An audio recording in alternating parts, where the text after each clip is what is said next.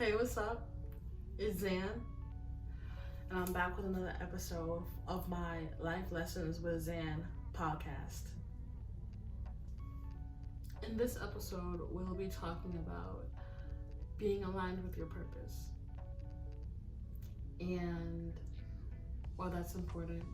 And I will be reading off, as usual, a script that I made for the episode. So I hope y'all enjoy, okay?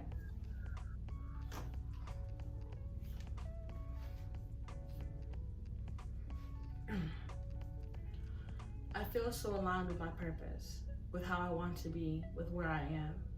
And I realized the only difference between feeling this way and not feeling this way was listening to myself. I've struggled for so long with the feeling of happiness. And I know happiness is fleeting, like an emotion. It's not meant to be there forever. Feelings come and go, and they're supposed to. That's how they function. I get that. But still, I've always felt like there was this level of satisfaction that I wasn't hitting. Like my life was supposed to be more than what it was. I've had many days where I just felt empty inside for weeks and months at a time, just unsatisfied. And I knew deep in me that the satisfaction came from the desire to be more, to reach higher limits, to break out of the boxes and the bondage that I had placed on my own life. I think it's very important to know that you have options. You don't have to do what is expected of you, what your parents say, what your grandparents say, what your friends, your colleagues and siblings say, what mutuals on Twitter say, what mutuals on Instagram say, what coworkers say, what strangers say, what society says. Ultimately, their voices do not matter. And it's hard to really believe that, it's hard to really hear that, and it's hard to accept because it's very unorthodox. And it's often advised against us. It's often advised against for us to think so. I know for me, I was not raised to have such stark self-trust, to trust my ideas for myself and to follow them with such fervor.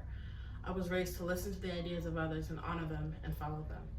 But the problem with listening to everyone else's voices is that in the process you diminish your own. It becomes small and insignificant, and it becomes harder to hear. I see oftentimes people saying things like, I don't know what my passions are, and I don't know what I want to do with my life. And there can be a lot of reasons for that being the case, but I think a big one is a lack of practice of interaction with your internal dialogue. When it comes to listening to your inner voice, it's a muscle, so you have to use it or else you lose it. And I know what losing it feels like. It makes me feel lost and purposeless, defeated, depressed, anxious, and scared. It's unsettling to live a life where you don't trust yourself to make good decisions for yourself. It's unsettling to think you're not smart, to think with every challenge that comes your way that you can't do it, to feel purposeless, useless, to feel so far away from self. It's unsettling to live without any emotional foundation, without any emotional grounding. So when I say that you have options, I mean it. You do not have to suffer. You don't have to live a life that you don't desire. You don't have to live like that. And a big part of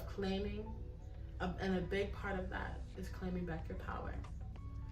Claiming your feeling of being aligned and trusting yourself. It's not easy. It takes time and it's a process, but it's necessary and it's worth it. The full scope of listening to your internal voice can't be summed up into just 3 points. That's first of all. But these are 3 things that I've done that have helped me and I feel like could help you too. Create an affirmation wall. Sometimes trusting ourselves is hard because our thoughts are getting in the way. Oftentimes they can be negative and painful and we tend to accept what they say about us. So the way I use it is in moments of doubt, those times I feel incapable, those times I don't trust myself, those times I'm really seething in my own self-destruction. I take a sticky note and a Sharpie and I write down the opposite of what I feel. I write what I want to be, who I want to be, but I write it in a form as if I already am it. So for instance, if I'm in a space where I think I'm unattractive and I hate how I look, I'll write, I'm beautiful, I'm gorgeous, I'm model-like. My beauty is intoxicating. Whatever words that I can counter what I feel. I write as many of them as I want until I feel satisfied. Even if I don't believe them, it's fine. The fact that I want to believe them is enough. Then when I have a pile of sticky notes in front of me, I post them to the wall and say them out loud as I do. This works for me every time. It helps me feel rejuvenated. It helps get rid of emotional baggage. It helps me feel fresh and start anew. It helps me challenge and dead my self-limiting beliefs. And most importantly, it helps me believe in myself, trust myself. It helps me believe that I am. Whatever I want to be, I am that 100%. Second advice I give to you guys is to journal / take voice notes / draw pictures. Always to track how you're feeling and what you're going through daily or weekly. The reason for these 3 things is because they'll help you record your thoughts and feelings so you can look back on them later. They'll help you see things more objectively, outside of your own body, so that you can process them easier and understand your thoughts and feelings instead of just going through the motions of them. For example, I journal and take voice notes. Anytime something is on my heart, on my mind, bothering me, or if I just feel like the need to talk to someone but I don't have anyone to talk to, I journal, take a voice note, and it's like I'm talking to someone. It takes time to get used to, and you definitely have to be patient with yourself if this is new to you, but it works. You'll be able to pinpoint very quickly what's on your heart, what bothers you, what excites you, what you need, what you want. When we try to think of everything out in our heads, it's easy to feel overwhelmed, confused, and anxious and frustrated. But when we put it on paper, it's clear and it's organized.